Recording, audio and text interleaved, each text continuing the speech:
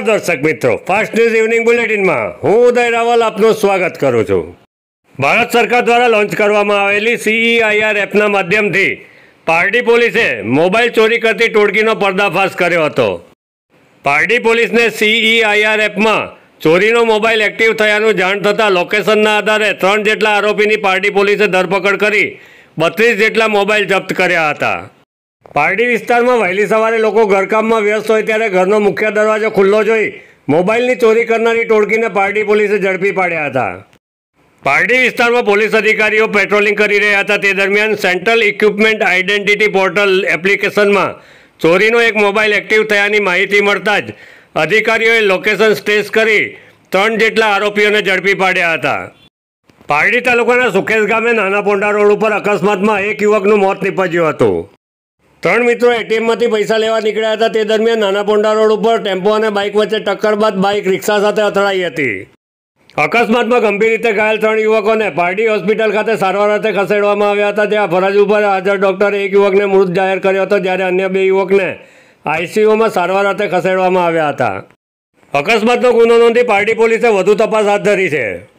કપરાડા તાલુકામાંથી પસાર થતા Nashik national highway પર વડદેવી નજીક વહેતી ખંડકી પરના પુલનું ધોવાણ થતાં વાહન ચાલકો ચિંતિત બન્યા છે।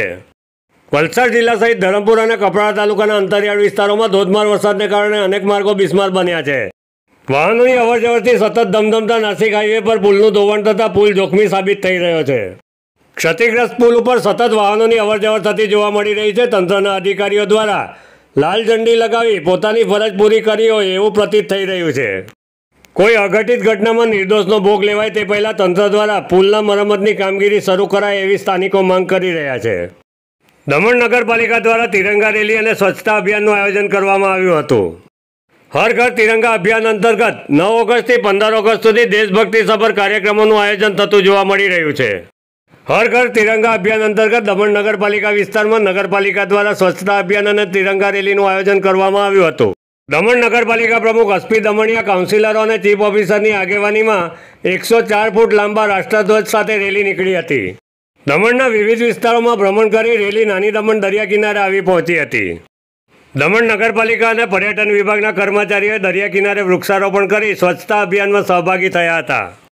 તિરંગા યાત્રામાં મોટી સંખ્યામાં નગરજનો અને વિદ્યાર્થીઓની ઉપસ્થિતિ જોવા મળી હતી। કાર્યક્રમમાં ઉપસ્થિત સૌએ દમણને સ્વચ્છ રાખવા પ્રતિજ્ઞા લીધી હતી।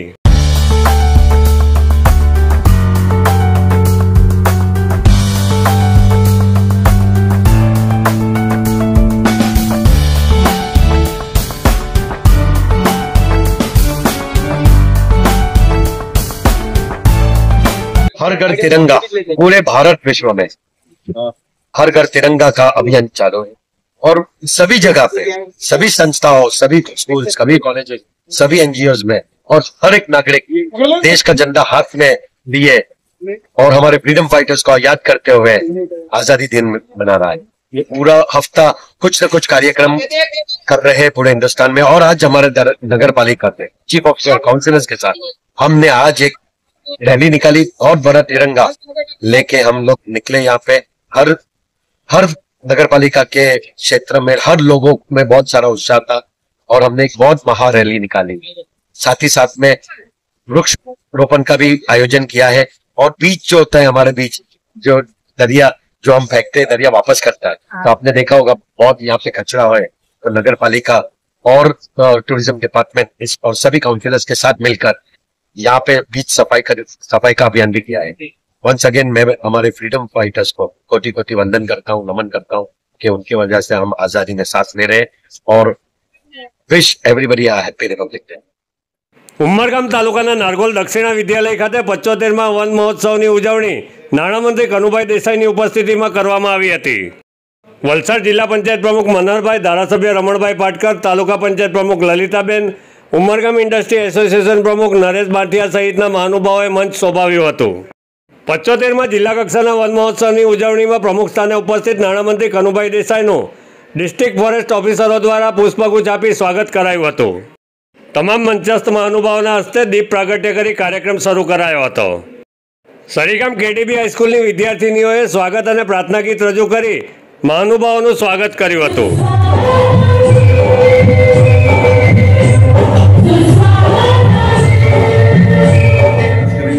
મહોત્સવની સફળતા માટે વન વિભાગ અને દક્ષિણા વિદ્યાલયને ખાસ અભિનંદન આપું છું.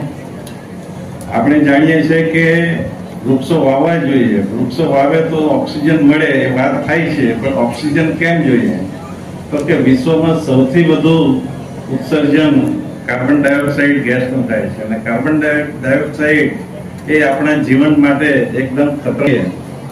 આપણા દેશના યશસ્વી વડાપ્રધાન નરેન્દ્રભાઈએ જ્યારે 2014માં સૌપ્રથમવાર દેશનું સુકાન સંભાળીને સોગંદ લીધા અને પાર્લામેન્ટમાં પહેલું લેક્ચર આપ્યું, ત્યારે પણ એમણે એમ જ કીધું કે મારું દક્ષિણ ગુજરાત અને ડાંગ જે એક હરિયાળીથી ભરેલો પ્રદેશ છે અને આપણે એને જાળવી રાખવાની જવાબદારી આપણે છે.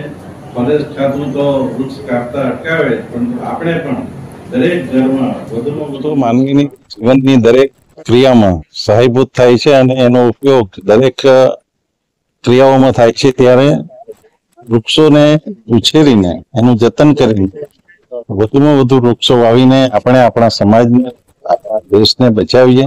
એ 1950માં આપણા ગુજરાતના યશસ્વી સપૂત અને સાહિત્યકાર શ્રી કનૈયાલાલ માણેક જેઓ દેશના પ્રથમ પર્યાવરણ, સહકાર અને વન મંત્રી હતા. તેમણે સૌ પ્રથમ વન મહોત્સવ શરૂ કરેલો અને ત્યારથી આ વન મહોત્સવ ફક્ત આપણા ગાંધીનગર પાટનગરમાં થતો હતો, પરંતુ આપણા દેશના યશસ્વી વડાપ્રધાન નરેન્દ્રભાઈ જ્યારે ગુજરાતના મુખ્યમંત્રી હતા ત્યારે તેમણે 2007માં આ મહોત્સવને ગુજરાત એટલે કે પાટનગરની બહાર ગાંધીનગર ખાતે કર્યો અને ત્યાર પછી દરેક જિલ્લાઓમાં આ રીતના વન મહોત્સવ. ફાસ્ટ ન્યૂઝ ઇવનિંગ બુલેટિનમાં આજે બસ આટલું જ.